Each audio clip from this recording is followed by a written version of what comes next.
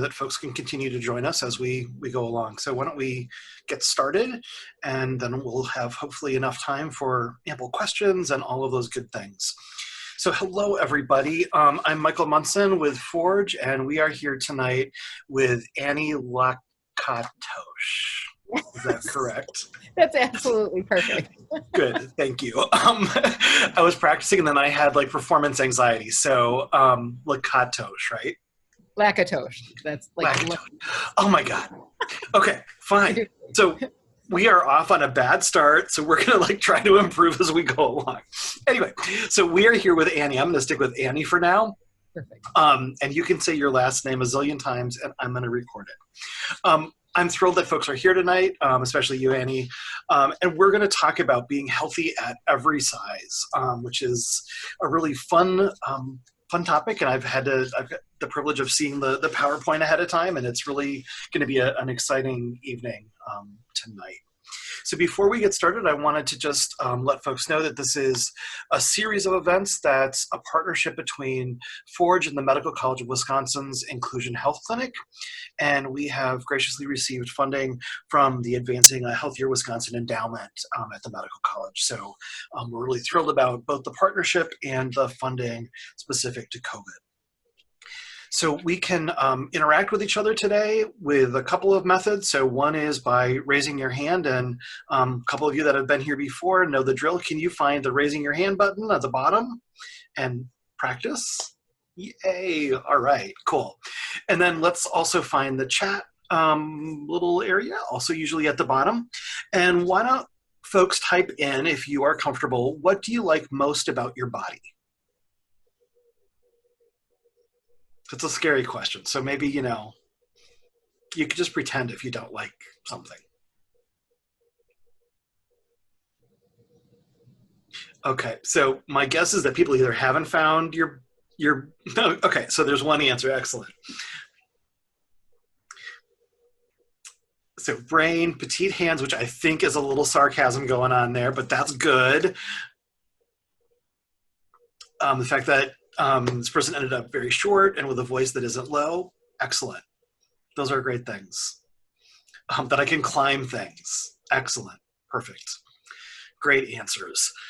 We usually like something about our body, even if we might have some dysphoria or not like everything. So thank you for participating in that fun exercise. So I'm going to turn things over to Annie Lakatosh. That's it. All right. I'm sorry. I have to admit, my partner's name is unusual, and it took me probably a year to get it right, which is really, really sad. So I'm going to work harder. So Annie, would you like to give a little bit more history about who you are and get us rolling today? Yeah, absolutely. Thank you so much, Michael. And I'm so excited to be back this week. And we're going to talk about a body positive approach to healthcare. So I'm a nurse practitioner in the Inclusion Health Clinic at Frederick and the Medical College. I've been a nurse practitioner for over 10 years. I'd like to caveat that I am not a nutritionist, a dietitian, or a specialist per se on this, but this is definitely a topic that I feel passionate about, as it is something that I oftentimes talk with my patients about. So I'm looking forward to anyone's questions or thoughts at the end of my presentation. So tonight, what we're going to be going over is really the definition of health and what that means. We're going to talk about the medical community's approach to health and weight, and I think that's an important perspective to understand while we are putting everything into a framework. We're going to review living in a healthy body, and that's more than just a physical concept. And then we're also going to talk about strategies of health during the COVID-19 pandemic and how you can navigate those. I do have a asterisk here. I just want to warn people that we are going to be talking about weight and body imaging. And so that might be a bit triggering for folks. So I'm going to try to navigate that as sensitively as possible. Okay, so starting off with the definition of health. So the concept of health includes multiple facets, and that includes specifically physical health, mental, emotional, spiritual, and sexual health and well-being. And we're going to review all of those aspects later in the talk. But what I want to start out with is talking about the medical care on a continuum. So what is the definition of health? We know that on that continuum, 20% of health is received through a direct medical provider or through medical care. 80% actually comes from other factors, and those are oftentimes defined as the social determinants of health. And I can go off on a tangent about those, but it essentially takes into account a person's finances, their access to transportation, their access to education, where they live, all of those pieces. And then I want to just propose now, what does health mean to you? And that can be very different for every single person. But I want you to think about that question as we roll through this talk. So let's talk about what the general perspective is from a clinician point of view. So, and I want to really focus on weight, because I think that is a very common point of conversation in terms of medical care. So what do I hear from my patients telling me about what they've heard from other clinicians? What do fellow providers share with me? Number one, you need to lose weight. And oftentimes you won't be healthy if you're too fat. And everything will be better if you lose weight. And I want to say that we're going to kind of review all of those things in this talk. But this is my favorite one. It's easy to lose weight because it's a mere equation. And I'll be honest, I've said this myself, not the easy bit, but definitely this is a mere equation, because it is all about calories in and calories out. And I've listed here, 1 pound is equal to 3,500 calories. So if you cut back 500 calories per day for 7 days, you should lose 1 pound per week. So that seems to be as easy as pie, right? But that's not exactly how it works, nor is it that straightforward. The other thing that I would say we hear from our clinicians is that if you are classified as overweight or obese, it needs to be fixed. And I've unfortunately been privy to a number of conversations about patients being told that they have to lose weight, and that is the focal point of the whole conversation. But the resources, the encouragement, and the path forward really isn't well defined. And that can get pretty frustrating for patients. So why do you think clinicians are so hung up on weight? And I've thought about this in preparation of our talk tonight. I'll say this, is that there is a link between carrying extra weight with some chronic disease states. So for example, diabetes, high blood pressure, high cholesterol, degenerative arthritis, stroke risk, all of those are seen more often in people who carry around more weight. So it's something that we will oftentimes include in our conversations if someone already has that diagnosis or if they're at risk for developing that diagnosis. But is obesity really a disease? This has been a piece of information that's been being batted around in the community, the medical community, for some time. And there's some benefits to it being diagnosed as or being classified as a disease, specifically that more resources and monies can be put towards programs to help people address carrying that extra weight. But unfortunately, when it is classified as a disease, it can also be very stigmatizing.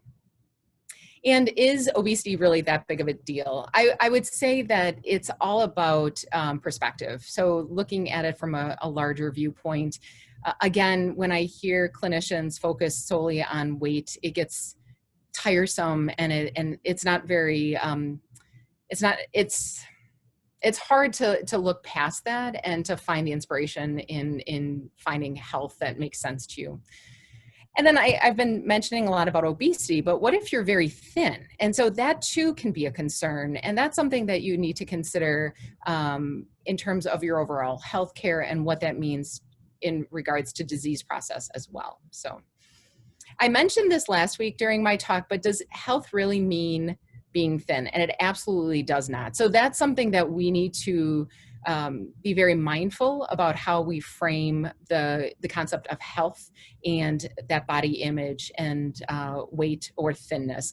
Unfortunately, I think that we are very much inundated with pictures from Hollywood and famous people that always look like they're, in a sunny day, wearing the best clothes possible and looking great and thin and whatnot. And that's not true. Those are just snippets of probably really well brushed up photography. So. And here's another question for everyone. Who do you go to for information about your food, exercise, and living healthy? So who are your resources? Are they healthcare clinicians? Are they your friends? Are they family? It's very, very common for us to talk with our friends and our colleagues about some of these topics, but where do you get your information, and is that solid information that you want to apply to in your life? So think about that as we continue on. So some of the experiences in the medical community can be challenging and positive. What have your conversations sounded like? I've got a number of patients that either carry too little weight or carry too much weight. And it's interesting to get their perspective on what they've been told in the past, what has sunk in and then continues to essentially roll around in their mind, and how do they apply that in their life. The other thing I think that can be challenging is that when you see your healthcare providers, you oftentimes have a very short period of time that you have their attention. So it's oftentimes those appointments are 15 minutes in length. Thankfully, in my practice, I have 30 minutes with my patients, so we can go through things in greater depth or go through more things. But really 15 minutes to 30 minutes to talk about multiple health concerns really isn't that much. So really to collect your thoughts and also to get the right information from your provider is going to be quite a task in that period of time. I also can't stress this enough, is that developing a trusting relationship with your clinician is so very imperative to your health and well-being, but also for gaining traction and movement forward on some of the health concerns that you have. And that very specifically applies to anything to do with weight, body image, how to stay healthy, how do you exercise, how do you approach all of your healthcare needs. So focusing on getting information that is right for you is really the key here. Part of that is obtaining your health history and sharing that history with your provider. So I have a patient who shared eventually, this wasn't on our first appointment together, which is fair enough, but eventually they shared that they had a history of disordered eating. And that was really important for me to hear, because the detail that was shared with me is that when they calorie count, that puts them in a really bad space. So we needed to make a game plan together that didn't include numbers or tracking those calories to help her reach her goal. And so that was a really key information. The next piece is really establishing your goals and your motivation. So I just mentioned that, we wanted to reach my patient's goal. That's her goal. That shouldn't be coming from me. I can give you and all of my patients information ad nauseum about what is currently recommended in terms of healthy weight, healthy exercise, healthy behaviors. But if that's not your goal, then it really makes it much more cumbersome to reach, because it's just the motivation isn't there. And then just reflecting back on what I just referred to just moments ago about the social determinants of health. What are your resources and what is available to you? So do you have access to food, and what types of food do you have access to? Do you get food from food banks? Are they typically canned goods or somewhat processed? That's important to know, and also to share with your provider. So again, you can make a game plan with those items. How much access do you have to green spaces? Green spaces and parks are invaluable in our community, but sometimes they're in walking distance, but it's quite a walk to get to them. So how do we gain greater access to those spaces? And then I would be remiss not to bring up the effects of finances. Going to the gym is money. It takes money, and it takes monthly payments of a membership. And not all of us have that financial base to be able to do that. So what are your other options? We reviewed some of this last week, but I think it's important really to understand what makes most sense for you in terms of gaining access to exercise and food within the financial base that you have. So living in a healthy body, how do we do that? I can't say this and stress this enough. You've got to be kind to yourself. so often, again, we're inundated with images of what we should be or what we want to be or what we aren't. And at the end of the day, we are all really important human beings in our community, and our community is good because we're a part of it and we are contributing to it. And so be kind to yourself in that process. Health and being a healthy person involves many, many complicated factors. So we are complicated human beings with a past and a present and a future, and those things are very dynamic. So keep that in mind as well. What I want to do now is review those specific aspects of health that are listed here on this slide in greater detail. And we've talked quite a bit about weight.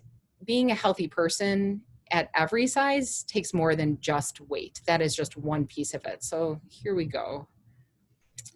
Physical health is one of the most common reasons that you go to see the doctor. And this is why I think that there's a lot of focus on weight.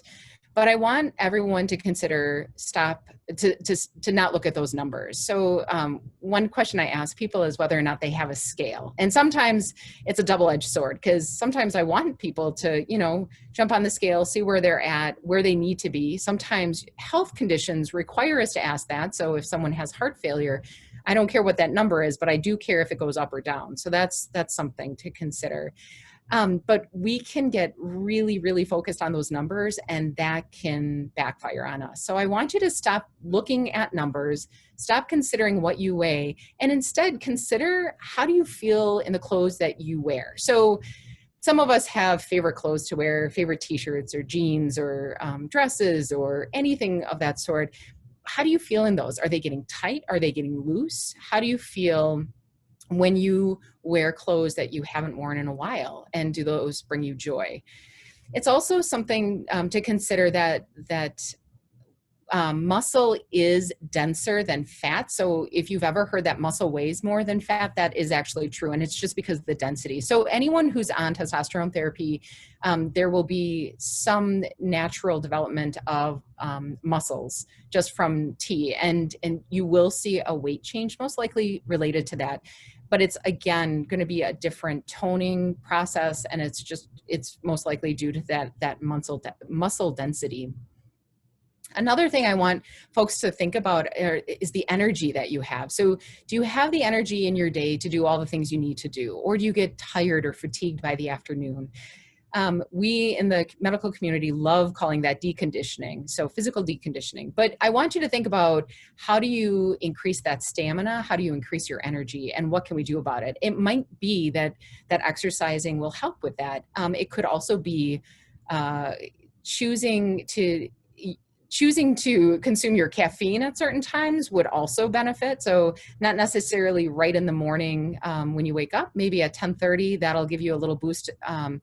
But if you continue to have caffeine through the day, that might drag you down later in the day.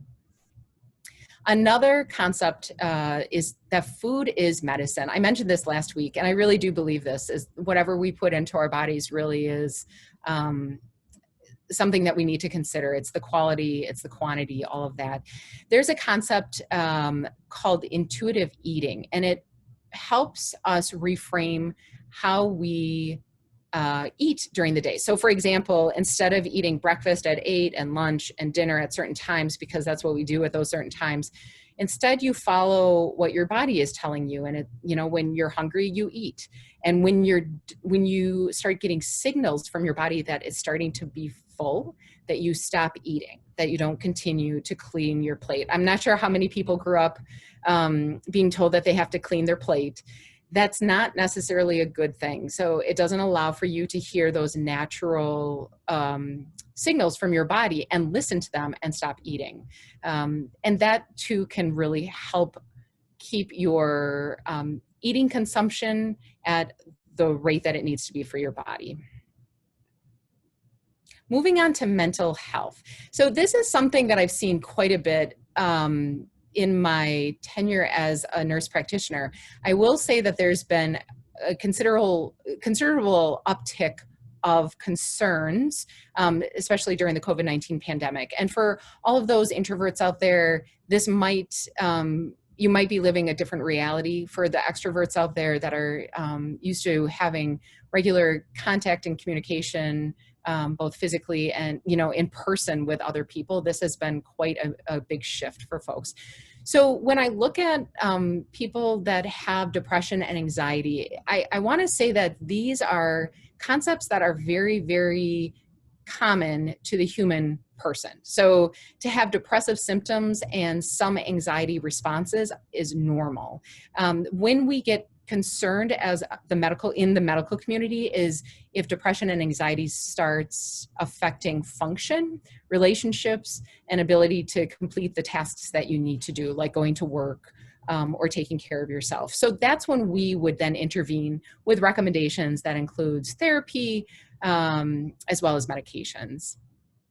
I also want to point out that food, as wonderful as it can be a comfort. And we talk about comfort eating sometimes, but it can also be an escape. So it's where some of us will go when we don't feel well inside because our heart and our head hurts for a variety of reasons. And so we'll comfort eat, but we'll also eat to give ourselves some joy, essentially, or some pleasure. Exercise can actually do the exact same thing for some people. It can be a comfort. So for example, I know that I need to do a certain amount of exercising because that keeps my head on straight, so to speak. But also it gives me time to think about things and process life right now. But exercising can also be an escape. So people can overdo it as well. And that's not necessarily good for you at all. So it's something to be aware of. One question I ask my patients on a fairly regular basis is, who is your touchstone during the week? So who do you see every day or every week, and who do you share your thoughts and concerns with? And there's really something to be said for Zoom meetings like we're doing tonight, but also having those face-to-face visits or the virtual video visits with people where you can see each other's faces. A psychiatrist in our inclusion health clinic mentioned that there's literally a response that we have when we see a person's face. Many of you may have worn masks, I hope so, when you're going out. And every time I see someone or I meet someone new and all they can see are my eyeballs and my eyebrows, I think you're missing, 2/3 of my face and my facial expressions. And that can be really tough, especially when we're meeting people for the first time, but also when we're trying to establish a relationship. And here's another question for everyone. What brings you joy? So, this isn't Maria Kane or the woman who, helps you clean your home, but really what brings you joy in your life? And is that something that you do on a daily basis or infrequently? So I would challenge everyone to set aside about 20 to 30 minutes a day and really do something that you enjoy. It might be picking up a book that you think is just riveting, or it might be, checking out social media because you don't do that at any other point of the day. Or it might be writing a letter, giving someone a call, something that just gives you joy. Or it might just be spending time by yourself, considering how the day has been. And then finally, how do you navigate the physical distancing due to the COVID-19? I mentioned this kind of in terms of how do we see each other virtually? How do we connect, especially without masks, so we can see each other's full faces?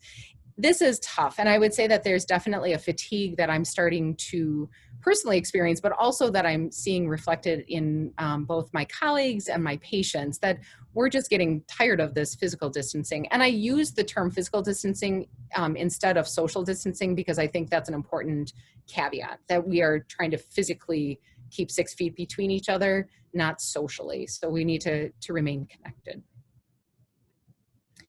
Next, we're going to talk about emotional health. And emotional health is different than mental health. I found this quote and I thought it was really great. It's the ability to accept and manage emotions through change and challenges. So how does one do that? There's a lot of conversation out there about resilience and building up resilience. And how do we do that emotionally? We engage in self-care. So it is about taking care of ourselves and taking the time to do so. That option can be, anything, I would say anything that you can imagine that is health promoting. And we can certainly go over examples of that after the talk or after this PowerPoint. Also, self-acceptance is a big deal. And I know that's a pretty loaded phrase there because many of us are challenged with, ugly thoughts in our heads and how do we look and how do we want to look? And those two things may not be congruent or similar in some circumstances. But that's something to consider, and you are going to be with you for the rest of your life. So it's best to take good care of you and to accept who you are, even as that may change over time. So to really lean into that journey as well. Kindness and integrity are so fundamental to ensuring emotional health and well-being, but also contributing to an emotionally healthy community. So think about, opportunities for kindness, not only to other people, but to yourself, and living with integrity. And then coping skills. Coping skills, I think about what types of coping skills I have, and I love to tell people that denial is not just a river in Egypt, and that's one of my coping skills. But in all fairness, it only works for a short period of time, and so then you've got to come up with other skills, and those are important to develop over time. I do want to stress that in terms of making sure that you have healthy emotions and emotional well-being, it's important to connect with others on some level. So introverts, extroverts, and everyone in between, that can be done virtually through video visits like we're doing tonight. It can also be done by picking up the phone. Texting is amazing and efficient and fast, and you can sneak it in here and there, but it doesn't replace hearing someone's voice and hearing someone's emotions firsthand. And then there are times that we absolutely need to have in-person experiences. I met a patient this week who told me that he celebrated his birthday last week with an in-person dinner party. And he very quickly said to me, he only had 7 people over and, blah, blah, blah. But I was so pleased with him that he had organized a dinner party. He found that to be a very important aspect of his health and well-being. And and they played games then that night. So what a wonderful opportunity, again, to prioritize those connections. Moving on to spiritual health, I respect and recognize that this might be very different for many, many people, but recognizing that this is still potentially a part of all of us. So how do you find hope and comfort? What do you think about? Who do you believe in or not believe in? How do you establish that that baseline for yourself? I think that spiritual health also helps provide a pathway to coping in very difficult times. It helps us understand why we may be experiencing certain things, but also what our reaction to those situations are. For those who have a spiritual life and practice, that might involve others, but that might not be completely feasible at this point in time because of the COVID-19 pandemic. So just recognizing that there are going to be some adjustments, and my hope is that people still feed that spiritual health and well-being, but they do it in more creative ways to keep themselves safe. So for example, wearing masks is something that we still recommend. Ensuring that there's an outdoor venue for practicing your spirituality and is also a great option. And then limiting high-risk interactions. And I wrote here, it includes singing, which is very true. So singing and talking are some of our higher risk behaviors, especially when we're in close proximity to people. So how can you do that in ways that you're reducing your risk? Those are some questions for you. And then sexual health. This is truly one of my most favorite topics because I think I love talking about it to reduce the stigma that it's not something we should talk about. This is absolutely something that you need to talk to your healthcare providers about. And if you don't feel comfortable, then please find someone or some clinic that you do feel comfortable about. It can't be stressed enough that sex and sexual activity is a normal part of our human experience. So that's really important to state. And so I encourage people to know who their resources are and what tools are available to them. And one of the most important resources that you have are your partner or partners. So it's really important to talk to those folks about their health history, their sexual health history, and anything that you need to address before or during or while engaging in sexual interactions. I would be remiss not to bring this up because this is yet another conversation I love to provide, but contraception is important to consider in terms of ensuring that you have all the right tools to stay safe and to have a healthy sexual life while not putting yourself at risk for unintended consequences. And then sexually transmitted diseases or STD reduction strategies. This includes, for sure, PrEP or pre-exposure prophylaxis for HIV. That's a really awesome thing that I love, love, love people to know is out there. It's accessible, it's affordable, and people know about this and are prescribing it. So if you have any questions about that, don't hesitate to reach out. But but condoms and PrEP are really the backbone of STD prevention.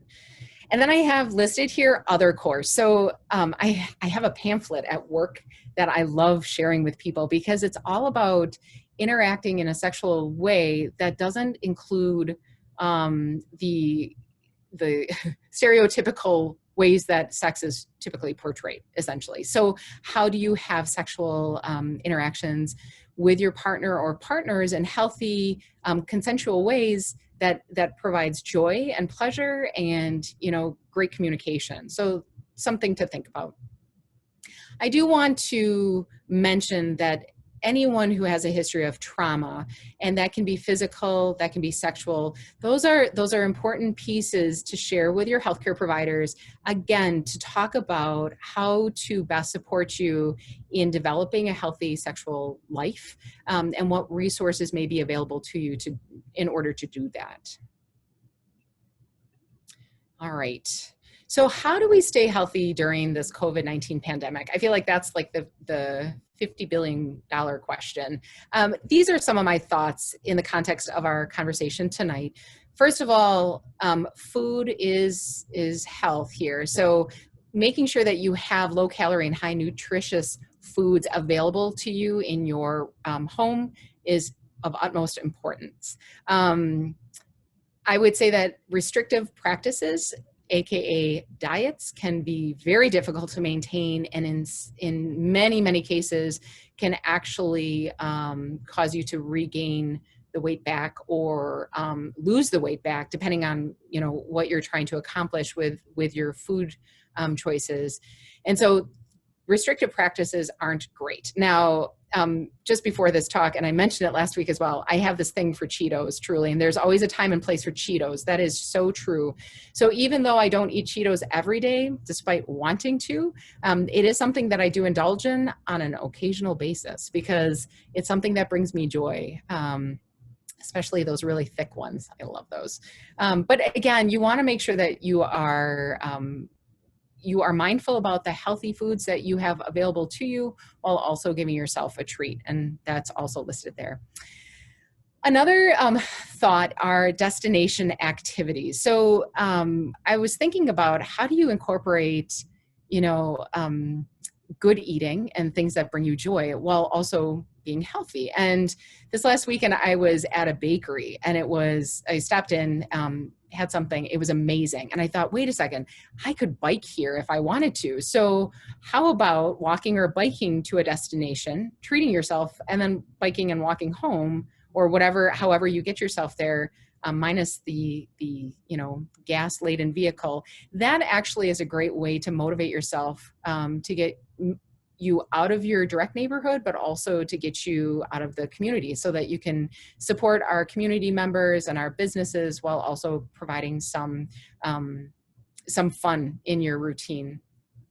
I was also thinking that virtual meals with others could be a lot of fun. So I've actually done this with some family members during some significant events. We'll all get on to Zoom or FaceTime or Skype, and we will eat together. And it's a little awkward, full disclosure, but it's at least an option, especially when you want to see someone and you want to eat with someone. So research tells us that when people eat by themselves, they don't eat as well. So quality and quantity as if they would if they ate with other people. So if you have others that you can sync your schedules up with, to have dinner once a week together.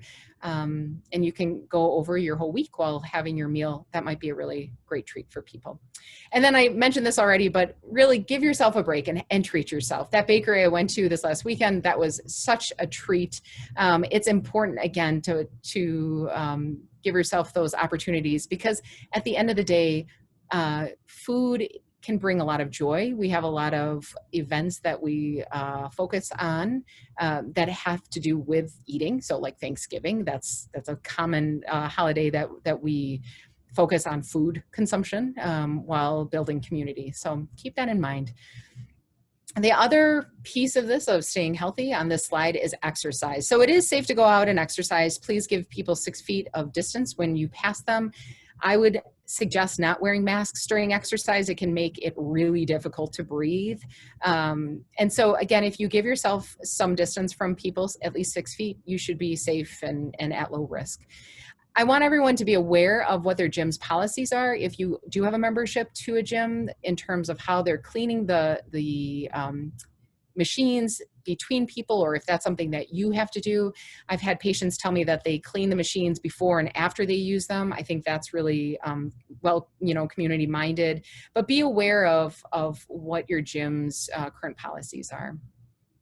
And then, much like those virtual meals, you can have virtual walks with friends. Many of us have ear pods that you can put in and go for a walk and talk to someone, once a week or several times a week. Your friend and you could also be walking at the same time in different neighborhoods. And that would be a really great way to feel connected while still engaging in healthy behavior. I've mentioned this a few times, but I think it's worth saying it again. Connecting with people and staying connected is really important in terms of our mental and emotional well-being. And there are many ways that we can do it. We've certainly learned that virtually we can do it quite frequently. And this has been a great way to provide new pathways for that connection. Engaging in your community through virtual activities like tonight's program, as well as the marches that are going on, those are other opportunities for us to consider if you feel safe doing so while maintaining that physical distancing that's recommended alongside masks. Something to consider. I would really encourage folks to incorporate activities that bring you joy and health. So obviously not all activities are health promoting, but if I want you to think about how you might be able to incorporate that more often in your life on a more regular basis. So, every other weekend is one thing, but how do you do that? How do you give yourself 20 to 30 minutes every day to give yourself that time and space? And little things can make a big difference. So, I have a friend who was furloughed from work, and I gave myself the challenge to write her a small card every week. So literally it's just a postcard, and I sent her a postcard every single week just to tell her what's going on, any nuances of funniness that I may have experienced during the week, but also so that they know that I'm thinking about them, that they're important, and that I want them to stay connected with me. And then if you are struggling on any of these levels, I encourage you to reach out to your healthcare providers. One thing that I love to tell my patients, especially when they send me messages, is that I thank them for reaching out, because I think that's really important. I can't help people if I don't know where they're at, and I want to be able to connect them with the right resources. So please, please reach out to your healthcare providers. And then these are my final thoughts for tonight. We reviewed a number of aspects of health that is all incorporated into that big umbrella of being healthy. And so keep that in mind, that it's not just one thing, it's not just weight, it's many, many things. Being thin will not solve all your problems. And that also goes with being shorter or taller or heavier or more muscular or more curvy. Those things will not solve all the problems in the world, even though they might help, or it feels like they might help, but truly they won't solve it all. And I want you to find your strengths and who are your supports, and really put your energy into those people and those activities so that you continue to feel well and engaged in what's going on in life. And it it's so important to hear this, and I want to share this. You are good. Everyone, you are beautiful, and you are so important, and our community needs all of us to be a healthy, healthy place to live. All right, so I'm going to stop sharing my screen for questions if anyone has any questions to go from there.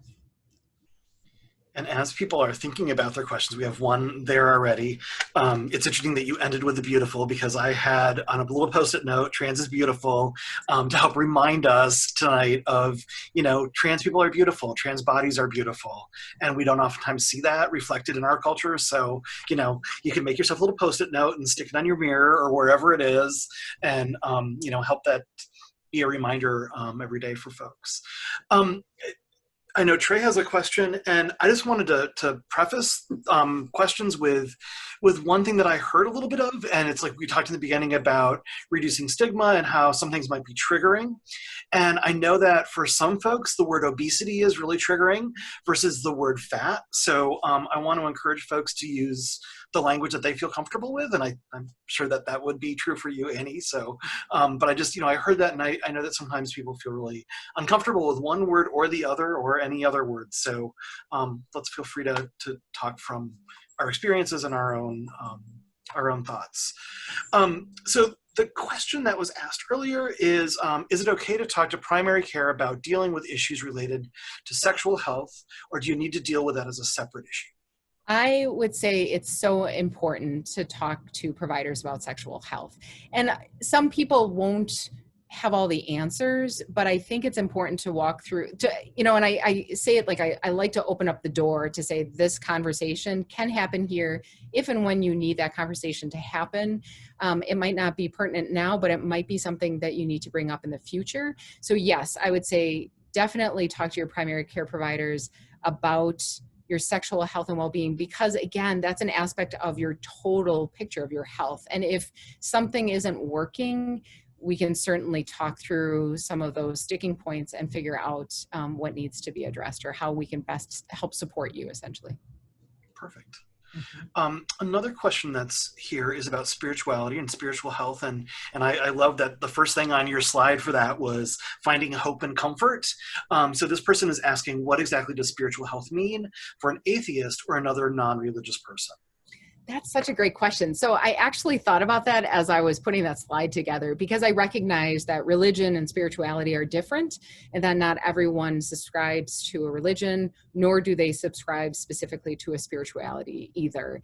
And so it's something, for atheists or people who consider themselves non-religious, maybe it is a matter of what is your relationship with nature, or what do you derive from your natural environment that you find hope and comfort in, and maybe that's not even applicable, and that's okay as well. So it's a piece of information about all of us that can sometimes be a little difficult to address with healthcare providers, because how we usually caveat it is, what religion are you? Well, that really cuts out quite a number of people from that conversation straight away. So it's, if there's something that's important to you in how you practice your spiritual health, that's something to share either with your healthcare provider or with your friends and family, so that can be promoted. But that's a great question, and I don't know, because that I think would be very different for so many people. And that's a really great answer. When you mentioned that, I was thinking about sometimes 12-step programs are really focused on God, and that doesn't work well for some folks. And I know that somebody used to say that your doorknob could be your God, your higher power, or nature could be, or music could be. So whatever it is that you feel connected to and that gives you hope, can really be what your spiritual health is, whether you call it that or not. So. Yeah, absolutely. Yep. Really great. This is another really great question, which is, what does your sexual health mean for an asexual person? Ooh, that's a great question. I think it's then a relationship to your body. So is there something so joy and pleasure are two different things. And joy comes from, I think, an external place, whereas pleasure, we can, focus more on our bodies or our internal processes. So is there something that provides you with pleasure or joy as an asexual person? Also recognizing that we all have body parts that have a role in a sexual process that may not be something that we use or we want to use or we address, and that's okay as well. So again, that's a really good question. And if that is a piece of your healthcare that you're concerned about or that you don't want addressed, or, again, I want everyone to feel comfortable talking to their healthcare providers. I also really recognize that healthcare providers are not often open to these conversations either. So, that's so fascinating. I'll have to think about that some more too. Yeah, I think it's an excellent question that, deserves some reflection for some of us that want to think about it. So another question that we had that was sent to me privately is, a lot of times people have their healthcare providers link their weight to medical conditions. And sometimes it has nothing to do with it, but it's like this automatic kind of default that happens. What can we do to try to help our healthcare providers maybe not make that automatic link and actually explore what's going on? Yeah, that's such a great question. I think there's a lot of automation in terms of how we document, and I'll say also that the term morbid obesity comes up, and that makes me cringe every time I see it because it sounds so devastating and horrible. And the powers that be created that terminology, which is really quite harsh. I think that again, it's that healthcare provider's perspective of weight is the pivotal part here. And if you just lost weight, everything would be solved. And again, it might help, but it's not the full picture. And that can be really challenging. It's challenging because I know how I want to practice, how I hope I practice, and how I come across to my patients, but that self-reflection may not be apparent in all providers as well. So yeah, that's a great question. Yeah. So a semi-related question is, oftentimes when we head to the doctor's office, healthcare provider's office, the first thing that we're asked to do once we get past the door is to step on the scale. Absolutely. So, you mentioned before that there are some things that we might want to know, like you might want to know if it's going up or down. Right. No judgment there, but can we, I guess, as I'm going to add to this question of, do we have a right as patients to say, no, I don't want to do that? Or what's the purpose of this? Yes. Please do. So one thing that I really like people to know is why we do things. I mean, sometimes we're like, I don't know. It's because we were told to do it. Well, why? Please, if you don't feel comfortable in that situation, you can absolutely decline. I have a number of patients who do that, or I'll tell my medical assistant they're not going to get a weight, and that's okay. Because as long as you don't have heart failure, I'm okay with that. And again, if I have a patient who has a condition that I need to know their weight, I'm going to say, again, I don't care about those numbers, but I do want to know if it goes up or down, because that means then that you have more water in your body that we need to address, or that you're at higher risk of developing an acute exacerbation, blah, blah, blah. So again, getting that why really helps make the other pieces make sense. So exactly. Yes, please ask. When people know that too, it's like, here's why we're doing this. That's going to take a lot of the stigma away from it. Absolutely. So that's perfect. Mm-hmm. Another thing that has come in is the triggering that happens when people look in their MyChart and they see a diagnosis or a condition that says something like obesity. Can there be a way that it's not shown to people? If that's something that is distressing, can those things be removed? Yeah, so that's such a great question. I want to say within the last year, I know at the medical college, we started having open notes where through MyChart, you can see our documentation.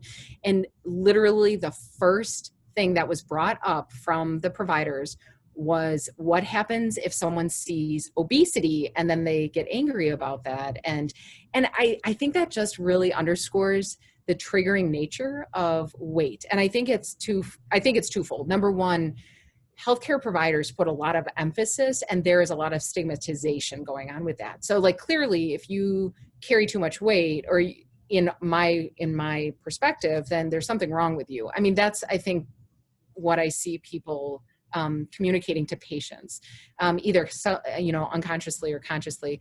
The other thing is that recognizing that some health concerns like diabetes, like high blood pressure, heart failure, arthritis can have worse outcomes if there is, if a BMI is a certain number. So there's been some movement towards the use of BMIs as opposed to the terms obesity or morbid obesity.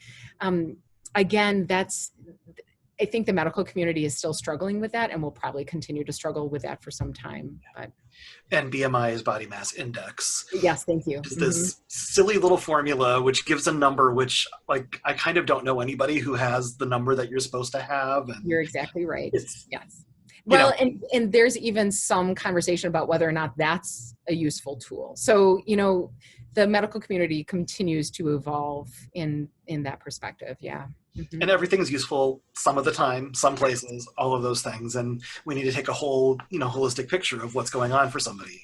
Absolutely. And that's where I think zooming out is so important to, again, recognize that health is not just this one thing or this one thing. It's really, many, many factors. Yeah. I mean, like you said before, it's like, folks that have more muscle are going to weigh more. Well, Right. If you have a big, football playing or whatever it is person, they're going to weigh a lot more. And maybe their BMI is going to be, in a zone that we would normally class as something that. 1,000%. Yep. That's exactly right. Yeah.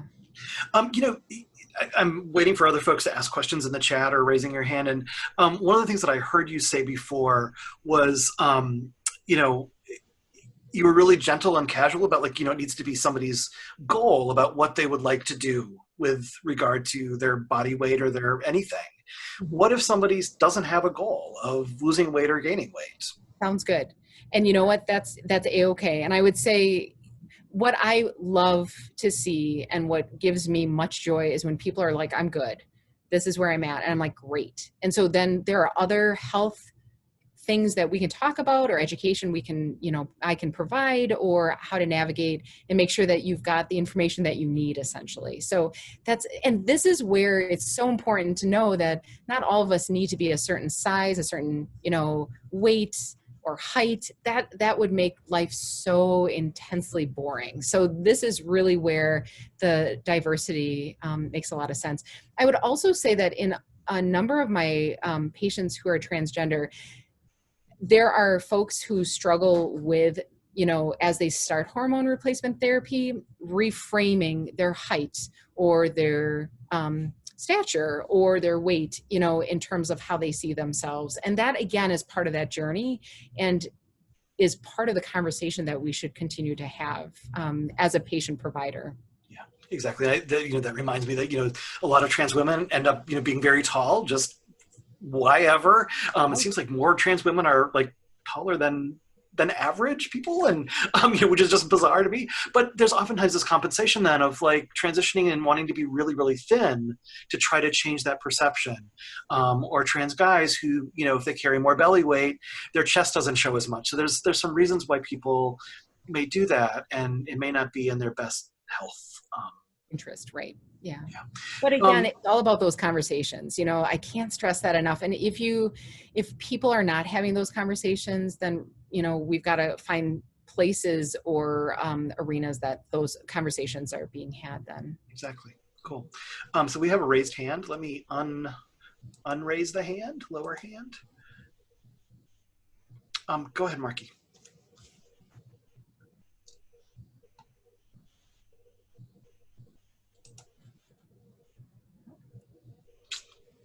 Maybe not. Hey, here we go. Great. Okay, my question is, I'm one of the tall girls, stand about 6'8". I'm not going to get into my weight, but you have a cardiac condition. My question was, when you went through your slides and you started talking about mental health and the things about anxiety and depression, and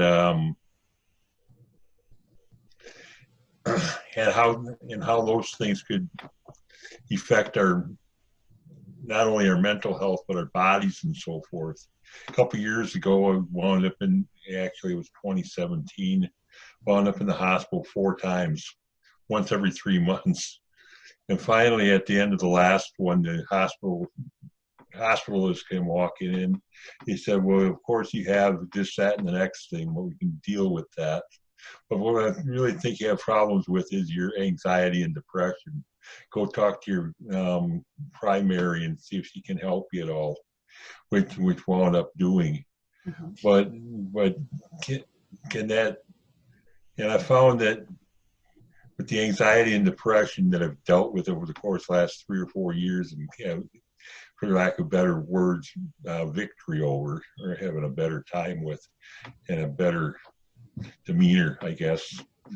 And those things, especially the anxiety factors, made my heart do things that I ought not to have done. The racing hearts, the things with heart attacks and so forth and so on. And I'm finding so many in people I encounter now in the same areas that is there any way or any place that would focus on those mental and emotional issues within trans people's hearts that could work on that anxiety and depression so they won't manifest in other portions of our lives? That's, thank you for your question. That's really such a good question. Anxiety and depression can crop up like you experienced at any time and can be triggered at many times during our life. And I would say, especially with folks that have certain diagnoses, like if anyone's ever had open heart surgery, there's actually documented higher rates of depression in people that have undergone that surgery. And so even recognizing that that's something that is likely to happen and likely to affect our patients, like you, I would say, Marky, that then we want to make sure that that's on our radar and that we're assessing for that. There's some push too to screen people on a more regular basis. So at least once a year for depression and more often for anxiety. That's just starting to come out, that's being recommended to screen folks for anxiety as well. It's important to know that anxiety and depression can manifest not just as, a feeling of sadness or a loss of interest in things you previously enjoyed, but that racing heart or that tunnel vision or just an inability to concentrate is something else that can manifest itself. I'm very happy to hear that you received some treatment, or at least that was addressed by your primary care provider. I will say that in the 10 years that I've practiced as a nurse practitioner, this is something that comes up very, very often. And it permeates all of our organ systems, if you will. So medical community, we love to have a kidney doctor and a heart doctor and a lung doctor, but your body is this beautiful machine that works it works in symphony with each other. So anxiety and depression can affect all of those body parts. And I will say that within the transgender community, there is a level of anxiety and depression that I've encountered that is deep and it's persistent. And so it's, we recommend therapy and therapists. We recommend medications if that's something that makes sense for people, but also just staying connected to your healthcare providers so that they know what's going on so that they can direct you to the right resources. But I hope I answered your question. And that's a really complicated question and a big subject as well. So, and one of the other questions that I, had thought about beforehand was, really about like how our anxiety can affect, do we want to go out for a walk at night? And we talked about that a little bit the other day when Caleb did his presentation, just like, what does our safety feel like? And that can really cause anxiety for people. And then that can lead us, into not being physically active or whatever. Right. And I will say that, and I didn't say anything like this in the talk, but some neighborhoods are not necessarily safe to walk in at night, or people might not feel safe for any number of reasons. And so that's a whole different conversation as well.